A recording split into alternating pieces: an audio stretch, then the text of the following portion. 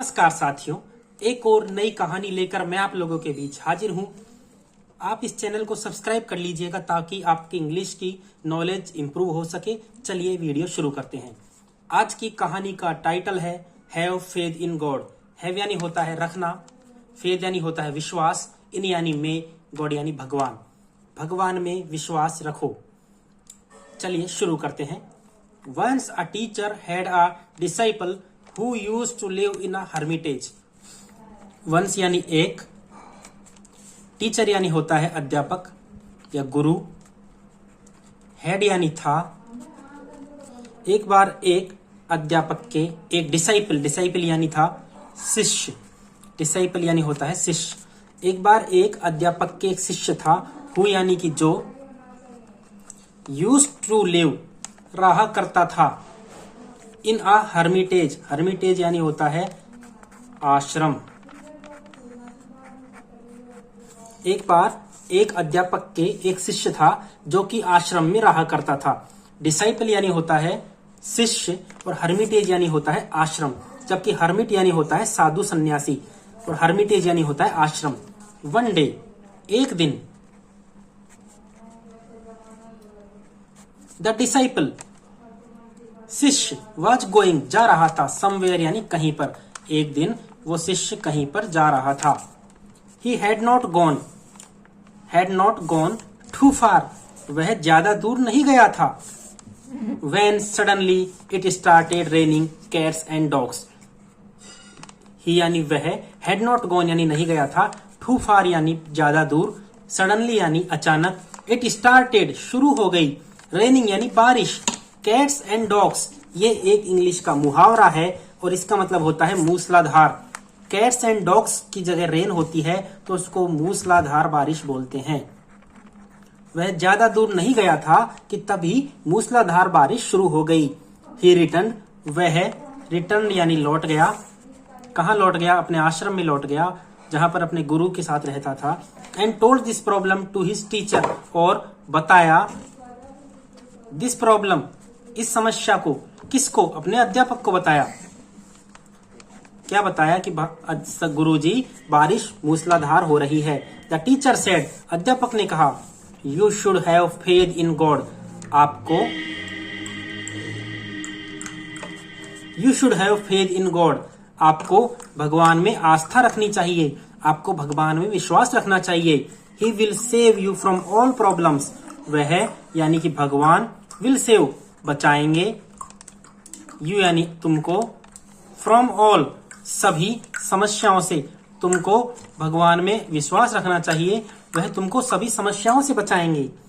The disciple, शिष्य, obeyed, obeyed यानी पालन किया। The disciple obeyed and resumed his journey, शिष्य ने अपने गुरु की आज्ञा का पालन किया और अपनी यात्रा को वापस चालू किया। जब किसी चीज को हम पॉज कर देते हैं तो उसके बाद उसको वापस रिज्यूम करते हैं। He kept reciting the name of God and cleared all the hurdles, he यानी उसने, केप्ट रिसाइटिंग, रिसाइट यानी होता है उच्चारण करना, बार बार बोलना, केप यानी जारी रखना, द नेम ऑफ गॉड, उसने भगवान के नाम को बार बार उच्चारण करना जारी रखा, एंड क्लियर्ड, और क्लियर की, क्लियर यानी होता है पास की, ऑल द हर्डल, सभी समस्याओं को, उसने भगवान के नाम का उच्चारण करना लगातार या दोहराना जारी रखा और सभी हर्डल यानी समस्याओं को पार कर लिया। नेक्स्ट डे, अगले दिन, the teacher had to go, अगले दिन उसके गुरुजी को, हैड टू गो जाना था, ऑन द सेम रूट, उसी रास्ते पर, अगले दिन उसके गुरुजी को उसी रास्ते पर जाना था। When he reached a deep drain, he, when यानी जब, he यानी वह कौन? गुरुजी। जब गुरुजी, reached यानी पहुंचे, deep यानी गहरे, ड्रेन यानी नाली, जब गुरुजी गहरी नाली तक पहुंचे, ही यानी उन्होंने, डाउटेड, डाउट यानी होता है शंका, उन्होंने शंका की, वेदर, क्या, गॉड वुड सेव हिम और नॉट, क्या भगवान उसे बचा पाएंगे कि नहीं बचा पाएंगे। गुरुजी जब उस गहरी नाली तक पहुंचे तब उन्होंने मन में शंका की कि भगवान मुझे बचा पाएंगे कि नहीं बचा पाएंगे। द टीचर गॉट ड्रॉन, अध्यापक डूब गए। ड्रॉन यानी होता है DROWN, ड्रॉन यानी डूब गए। तो अध्यापक डूब गए क्योंकि अध्यापक के मन में शंका थी। थस, इस प्रकार डाउट ड्रॉन्स यू, शंका आपको डुबो देती है। एंड फेथ सेव्स यू, और विश्वास आपको बचाता है। डाउट ड्रॉन्स यू, शंका आपको डुबो देती है। देखो प्रेजेंट टेंस की बात कर रहे हैं। एंड फेथ सेव्स यू, और विश्वास आपको बचाता है। तो ये कहानी हमें यह बताती है कि हमें हमारी शंका हमारे दुख का कारण बनती है, वो हमें डुबो देती है, जबकि हमारा विश्वास हमें बचा लेता है।